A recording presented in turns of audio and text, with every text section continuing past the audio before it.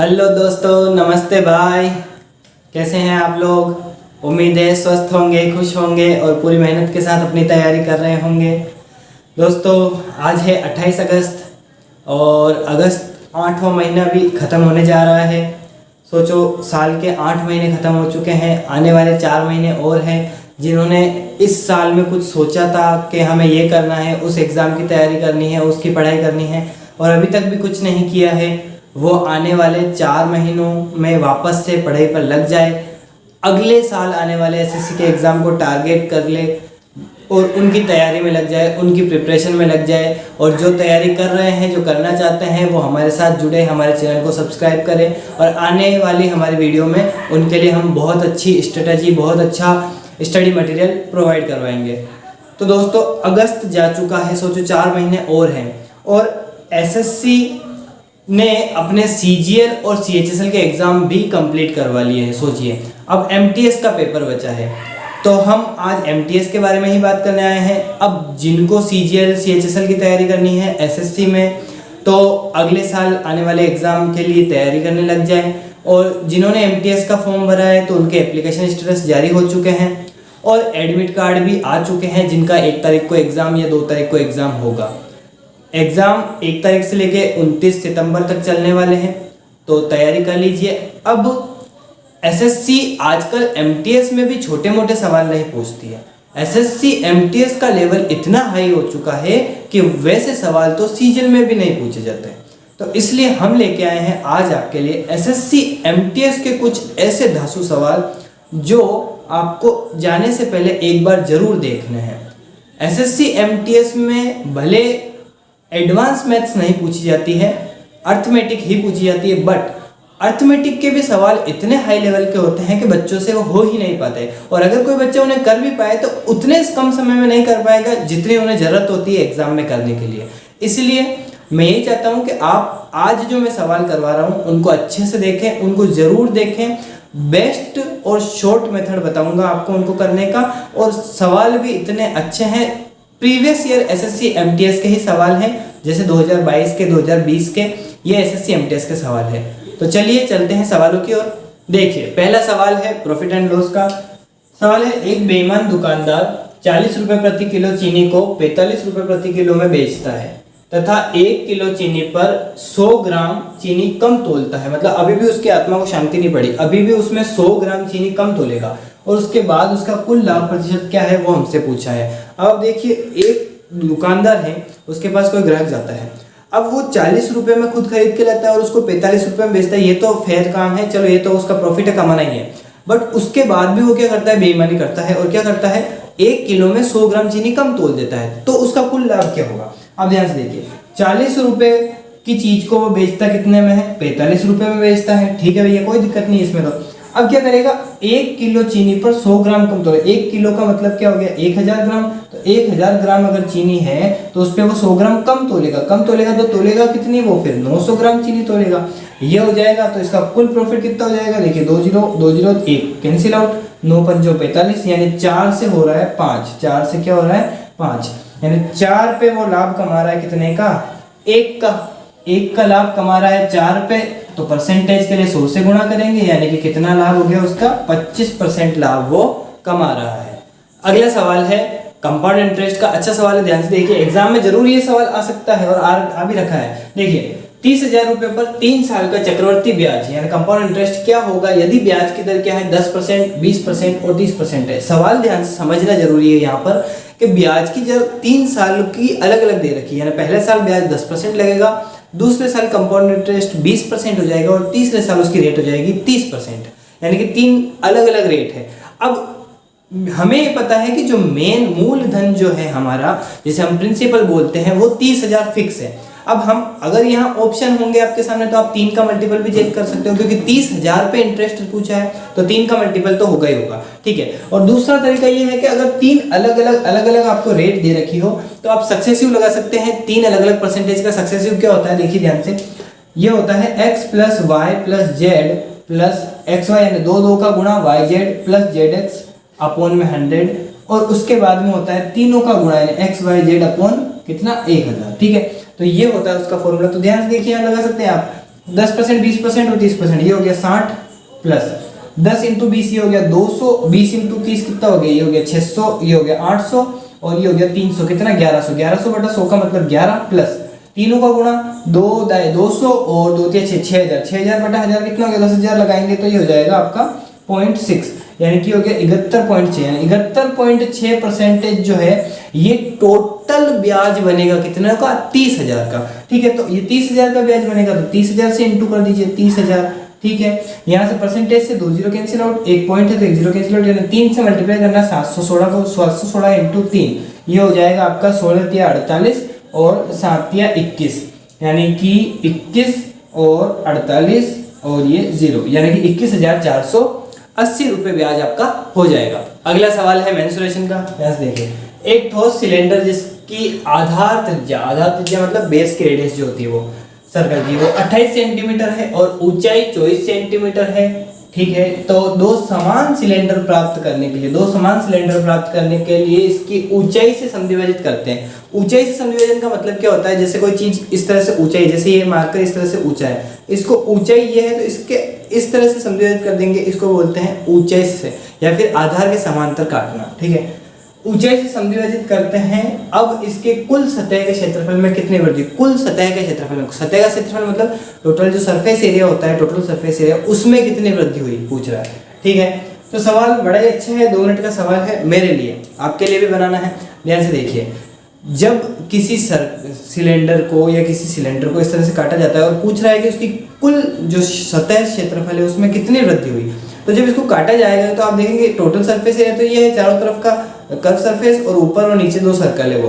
ठीक है, अब टोटल में वृद्धि कितनी होगी, जब इसको काट देंगे तो एक सर्कल यहाँ और एक सर्कल यहाँ एक्स्ट्रा बन जाएगा, वही तो होगी वृद्धि। ठीक है, और वृद्धि किस में निकल जाएगी, जो टोटल था उसमें। तो ध्यान से देखिए, जो सिलेंडर का टोटल सरफेस एरिया होता है वो क्या होता है, वो होता है 2 पाई r कोष्टक में h प्लस r, ये होता है। ठीक है, अब देखिए ये इस तरह से एक सिलेंडर है। ठीक है, ये सिलेंडर अगर इसको यहाँ से काट दिया जाएगा, 2 बराबर भाग कर दिए जाएंगे तो ये क्या हो जाएगा, फिर ये हो जाएगा एक सिलेंडर यहाँ पर ऊपर और एक सिलेंडर हो जाएगा इस तरह से नीचे। तो ये जो एरिया है ये वाला और ये वाला, यही तो बड़ा। अब हमें पता है ये सर्कल है तो पाई आर स्क्वायर होगा, ये भी पाई आर स्क्वायर होगा, तो टोटल कितने हो गए 2 पाई आर स्क्वायर। तो 2 पाई आर स्क्वायर की क्या हो गई, इसमें वृद्धि हो गई, 2 से 2 pi cancel out, R square तो आर कैंसिल आउट, यानी कि r upon h plus R ही क्या है, इसकी वृद्धि है। अब इसकी त्रिज्या है 28 और ऊंचाई है 24, यानी कि 28 बटा 28 प्लस 24 कितना हो गया 52, 28 बटा 52 की वृद्धि, 4 से काटे 7 बटा 13, 7 बटा 13 की वृद्धि का मतलब 1 बटा 13 कितना होता है, उस हिसाब से कैलकुलेट कर सकते हैं, या फिर 700 कर दीजिए, 713 पंजो 65, फिर 33 39, 53.8% की इसमें क्या हो जाएगी, वृद्धि हो जाएगी। अगला सवाल है मिक्सचर और एलिगेशन का। देखिए, एक जार में दूध व पानी का मिश्रण है जिसमें 50% पानी है। ठीक है, एक मिक्सचर है उसमें पहले से ही 50% पानी है। ठीक है, इसका आधा दूसरे मिश्रण में डालते हैं। अब एक बात यहाँ ध्यान रखिएगा, जैसे कोई मिक्सचर है उसमें 50% हमने बोल दिया पानी है, अब आप उसमें कितना भी निकालेंगे तो जितना भी आप निकालेंगे उसमें भी 50% ही पानी होगा, यानी उसकी जो पानी की कंसंट्रेशन होगी वो 50% फिक्स है, तो उसके हर एक भाग में वो 50% ही रहेगी। ठीक है, यानी 50% पानी जिसमें, अच्छा इसका आधा भाग दूसरे मिश्रण में मिलाते हैं जिसमें पानी कितना है 29%, यानी कि एक अलग मिक्सचर है उसमें 29% पानी है। ठीक है, दोनों को मिक्स कर देते हैं तो मिक्स करने के बाद में उसमें 36% पानी बन जाता है। ठीक है, तो मूल मिश्रण का कितना भाग बदला गया वो हमें बताया। अब ध्यान दीजिए, बड़े आसान सवाल है। पहला जो मिक्सचर है उसमें 50% पानी था। ठीक है, फिर दूसरा जो मिक्सचर है उसमें 29% पानी था, फिर जब दोनों को मिलाया तो जो मूल बना उसमें 36% पानी था। तो पूछा है कि कितना भाग जो है वो बदला गया। यहाँ से देखिए, यहाँ पे आ गया 14 और यहाँ पे 36 माइनस 29 आ गया 7, यानी 7:14, यानी 1:2, यानी कि जो 2 यूनिट है वो बदली गई है, यानी कि 29% में जो मिलाया गया था वो कितना है 2। ओवरऑल टोटल कितना है 2 और 1 3 है, तो 3 में से जो बदला गया था वो कितना है 2 है, यानी 2/3 का मतलब हो गया 33.33, यानी 66.66%। ठीक है, ये भाग बदला गया है, यानी कि 2/3 भाग जो है वो बदला गया है। अगला सवाल देखिएगा, एक वृत्ताकार पथ की बाहरी व आंतरिक परिधि का अनुपात दे रखा है 17:15, यानी एक वृत्ताकार पथ है, उसकी बाह्य और आंतरिक जो परिधि है उसका अनुपात है 17:15। देखिए परिधि का अनुपात होता है 2πr1 और 2πr2। तो देखिए 2π तो कौन सा 2π यानी r1 r2 का अनुपात है दरअसल देखा जाए तो ये, यानी कि बाह्य और आंतरिक जो परिधि उसका अनुपात है 17:15। उनकी जो पथ की चौड़ाई है वो 40 मीटर है, तो आंतरिक वृत्त की त्रिज्या पूछी है, बड़ा ही आसान। देखिए आंतरिक वृत्त की त्रिज्या यानी स्मॉल r की वैल्यू पूछी है आपसे। बीच की जो मोटाई है यानी बीच की जो चौड़ाई है, जो रास्ता होता है वो इस तरह से होता है, जो ये मोटाई जो है ये कितनी है 40, तो ये इन दोनों का डिफरेंस यानी 2 यूनिट की वैल्यू 40 है, तो 1 यूनिट की वैल्यू 20 है, तो यानी आंतरिक त्रिज्या की वैल्यू कितनी हो जाएगी 20 × 15 300 मीटर। अगला सवाल है 13 रुपए प्रति दर्जन की दर से कोई व्यक्ति केले बेचता है, ठीक है, और उस पर 30% का वो लाभ कमाता है।